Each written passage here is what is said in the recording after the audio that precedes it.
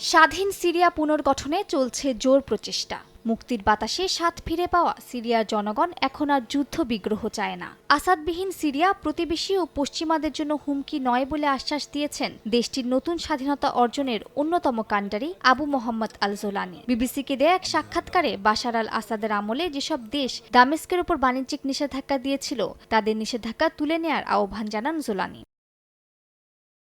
সাক্ষাৎকারে জোলানি জানান, হায়াত তাহরির আল শামের নাম সন্ত্রাসী গোষ্ঠীর তালিকা থেকে বাদ দেওয়া উচিত। তার দাবি, এইচটিএস কখনোই সন্ত্রাসী সংগঠন ছিল না, বরং তারা আসাদ সরকারের নির্যাতনের শিকার হয়েছিলেন। সিরিয়াকে আরেক আফগানিস্তানে পরিণত না করার আশ্বাস দেন আবু মোহাম্মদ আল জোলানি। জানান, নতুন সিরিয়ায় বিশেষ গুরুত্ব দেওয়া হবে নারী শিক্ষায়।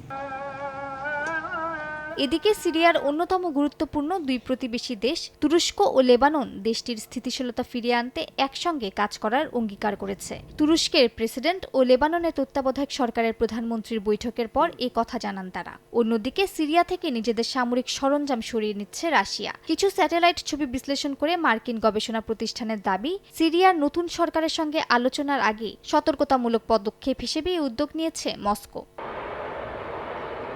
নতুন সিরিয়ার নতুন সূচনার মধ্যেই গোলান মালভূমি এবং বাফার জোনে অব্যাহত আছে ইসরায়েলের সামরিক কার্যক্রম। তাদের দাবি, আক্রমণ নয়, প্রতিরোধের জন্য সীমান্তে অবস্থান করছেন তারা। যদিও বিষয়টি ভিত্তিহীন বলছেন ডিফ্যাক্টো নেতা আহমেদ আল শারা। মালিহা সুহরাওয়ার্দী, সময় সংবাদ।